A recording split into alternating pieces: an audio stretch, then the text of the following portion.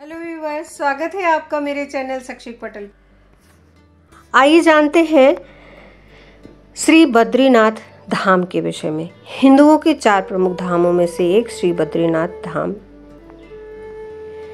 बद्रीनाथ मंदिर, जिसे बद्रीनारायण मंदिर कहते हैं, अलकनंदा नदी के किनारे उत्तराखंड राज्य में स्थित है। यह मंदिर भगवान विष्णु के रूप बद्रीनाथ को समर्पित है। यह हिंदुओं के 4 धामों में से एक धाम भी है। ऋषिकेश से यह 294 किलोमीटर की दूरी पर उत्तर दिशा में स्थित है। यह पंच बद्री में से एक बद्री है। उत्तराखंड में 5 बद्री, 5 केदार, पंच प्रयाग पौराणिक दृष्टि से तथा हिंदुओं की दृष्टि से बहुत महत्वपूर्ण है।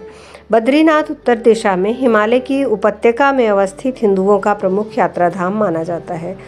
मंदिर में नर नारायण की विग्रह की पूजा होती है और अखंड दीप जलता रहता है, जो कि अचल ज्ञान ज्योति का प्रतीक है। यह भारत के 4 प्रमुख धामों में से प्रमुख स्थल है। प्रत्येक हिंदू की यह कामना होती है बद्रीनाथ का दर्शन एक बार अपने जीवन काल में अवश्य करे। यहाँ पर शीत के कारण अलकनंदा में स्नान करना अत्यंत ही कठिन है। अलकनंदा के तो दर्शन ही किए जाते हैं। यात्री तप्त कुंड में स्नान करते हैं। वहाँ बन तुलसी की माला, चने की कच्ची दाल, गिरी का गोला, मिश्री आदि का प्रसाद चढ़ाया जाता है। बद्रीनाथ की मूर्ति शालिग्राम शिला से बनी हुई चतुर्भुज ध्यान मुद्रा में है। कहा जाता है कि यह मूर्ति देवताओं ने नारद कुंड से निकालकर स्थापित की थी। सिद्ध ऋषि मुनि इसके प्रधान अर्चक थे। जब बौद्धों का प्राबल्य हुआ तब उन्होंने इसे बुद्ध की मूर्ति मानकर पूजा की थी।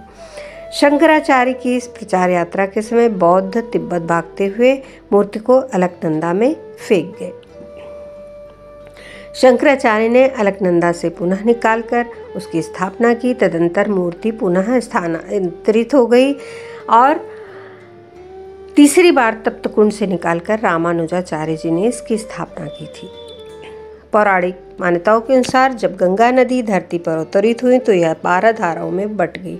इस स्थान पर मौजूद धारा अलकनंदा के नाम से विख्यात हुई और यह स्थान बद्रीनाथ भगवान विष्णु का वास बना। भगवान विष्णु की प्रतिमा वाला वर्तमान मंदिर 3133 मीटर की ऊंचाई पर स्थित है और माना जाता है कि आदि शंकराचार्य 8वीं शताब्दी के दार्शनिक संत ने इसका निर्माण कराया था। इसके पश्चिम में 27 किलोमीटर की दूरी पर स्थित बद्रीनाथ शिखर ऊंचाई 7138 मीटर है। बद्रीनाथ में एक मंदिर है जिसमें बद्रीनाथ या विष्णु की वेदी है। यह 2000 वर्ष से भी अधिक समय से यह एक प्रसिद्ध तीर्थ रहा है। पौराणिक कथाओं और यहाँ की लोक कथाओं के अनुसार यहाँ नीलकंठ पर्वत के समीप भगवान विष्णु ने बाल रूप में अवतरण लिया था। यह स्थान शिव भूमि, केदार भूमि के रूप में अवस्थित था। भगवान विष्णु ने अपने ध्यान योग हेतु स्थान खोज रहे थे। उन्हें अलकनंदा के समीप यह स्थान भा गया। उन्होंने वर्तमान चरण पादुका स्थल नीलकंठ पर्वत के समीप ऋषि गंगा और अलकनंदा नदी के संगम के समीप बाल रूप में अवतरण किया और क्रंदन करने लगे। उनका रुदन सुनकर माता पार्वती का हृदय द्रवित हो उठा। फिर माता पार्वती और शिव जी स्वयं उस बालक के समीप उपस्थित हो गए। माता ने पूछा, बालक तुम्हें क्या चाहिए? तो बालक ने ध्यान हेतु स्थान मांग लिया। इस तरह से रूप बदलकर भगवान विष्णु ने शिव पार्वती से यह स्थान अपने ध्यान योग हेतु प्राप्त कर लिया। यही पवित्र स्थान आज बद्री विशाल के रूप में सर्वविदित है। जब भगवान विष्णु योग ध्यान मुद्रा में तपस्या में लीन थे तो बहुत अधिक हिमपात होने लगा। भगवान विष्णु हिम में पूरी तरह डूब चुके थे। उनकी इस दशा को देखकर माता लक्ष्मी का हृदय द्रवित हो उठा। उन्होंने स्वयं भगवान विष्णु के समीप खड़े होकर एक बेर का वृक्ष का रूप ले लिया। समस्त हिम को अपने ऊपर सहने लगी। माता लक्ष्मी भगवान विष्णु को धूप, वर्षा और हिम से बचाने के कठोर प्रयास में जुट गई। कई वर्षों बाद भगवान विष्णु ने अपना तप पूरा किया तो देखा लक्ष्मी जी हिम से ढकी पड़ी हैं। तो उन्होंने माता लक्ष्मी के तप को देखकर कहा, हे देवी, तुमने भी मेरे ही बराबर तप किया है। सो आज से धाम पर तुम मेरे साथ पूजी जाओगे। क्योंकि तुम मेरी रक्षा बद्री के रूप में की है, सो आज से मुझे बद्रीनाथ के रूप में जाना जाएगा। इस तरह विष्णु का नाम बद्रीनाथ पड़ा। जहाँ भगवान बद्रीनाथ ने तप किया था वही पवित्र स्थल आज तप्त कुंड के नाम से विश्व विख्यात है। उनके तप के रूप में आज भी उस कुंड में हर मौसम में गर्म पानी उपलब्ध रहता है। ये बड़े आश्चर्य की बात है कि इतनी ठंडी जगह पे गर्म पानी रहता है।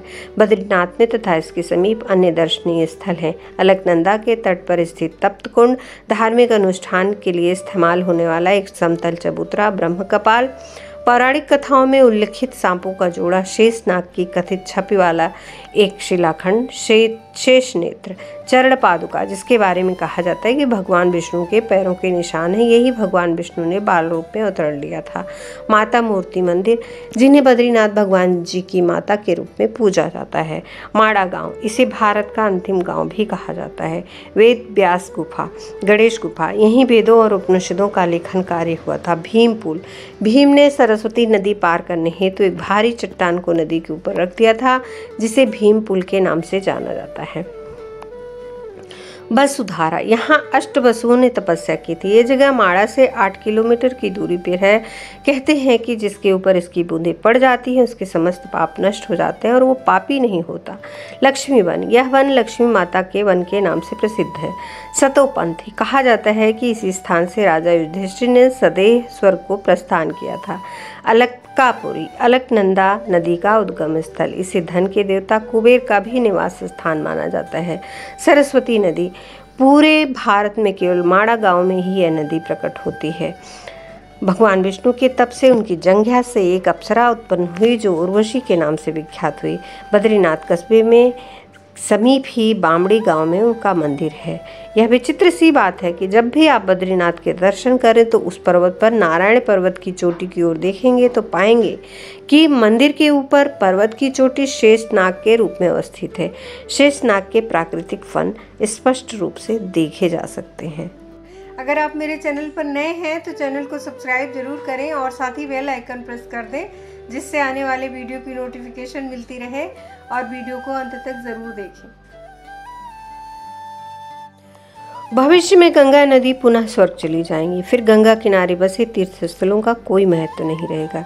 वे नाम मात्र के तीर्थस्थल होंगे। केदारनाथ को जहां भगवान शंकर का आराम करने का स्थान माना गया है, वहीं बद्रीनाथ को सृष्टि का 8वां वैकुंठ कहा गया है, जहां भगवान विष्णु 6 माह निद्रा में रहते हैं और 6 माह जागते हैं। बद्रीनाथ की कथा के अनुसार सतयुग में देवताओं, ऋषि मुनियों और साधारण मनुष्यों को भी भगवान विष्णु के साक्षात दर्शन होते हैं। इसके बाद आया त्रेता युग। इस युग में भगवान सिर्फ ऋषियों और देवताओं को ही दर्शन देते थे, लेकिन द्वापर में भगवान विलीन हो गए। इनके स्थान पर एक विग्रह प्रकट हुआ। ऋषियों, मुनियों और मनुष्यों का साधारण विग्रह से संतुष्ट होना पड़ा। शास्त्रों अनुसार सतयुग से लेकर द्वापर युग तक पाप का स्तर बढ़ता गया और भगवान के दर्शन दुर्लभ हो गए। द्वापर के बाद आया कलयुग, जो वर्तमान का युग है। पुराणों में बद्री केदारनाथ के रूठने का जिक्र मिलता है। पुराणों के अनुसार कलयुग के 5000 वर्ष बीत जाने के बाद पृथ्वी पर पाप का साम्राज्य होगा। कलयुग अपने चरम पर होगा। तब लोगों की आस्था लोभ लालच पर आधारित होगी। सच्चे भक्तों की कमी हो जाएगी। केदार घाटी में 2 पहाड़ हैं, नर और नारायण पर्वत। विष्णु के 24 अवतारों में से एक और नर और नारायण ऋषि की यह तपोभूमि है। उनके तप से प्रसन्न होकर केदारनाथ में शिव प्रकट हुए थे। माना जाता है कि जिस दिन नर नारायण पर्वत आपस में मिल जाएंगे, बद्रीनाथ का मार्ग पूरी तरह बंद हो जाएगा। भक्त बद्रीनाथ के दर्शन नहीं कर पाएंगे। पुराणों के अनुसार आने वाले कुछ वर्षों में वर्तमान बद्रीनाथ धाम, केदारनाथ धाम लुप्त हो जाएंगे और वर्षों बाद भविष्य बद्रीनाथ के एक नए तीर्थ का उद्गम होगा। उत्तराखंड में आई प्राकृतिक आपदा इस ओर इशारा करती है कि मनुष्य ने विकास के नाम पर तीर्थों के विनाश की ओर धकेला है। तीर्थों को पर्यटन की जगह समझकर मौज मस्ती करने का स्थान समझा है, तो अब इसका भुगतान भी हमें करना होगा। पुराणों के अनुसार गंगा स्वर्ग की नदी है। इस नदी को किसी भी प्रकार से दूषित करने और इसके स्वाभाविक रूप से छेड़छाड़ करने का परिणाम होगा संपूर्ण जम्बू खंड का विनाश और गंगा का पुनः स्वर्ग में चले जाना। वीडियो को लाइक करें, ज़्यादा से ज़्यादा शेयर करें और अपने बहुमूल्य सुझाव कमेंट बॉक्स में अवश्य दें। धन्यवाद।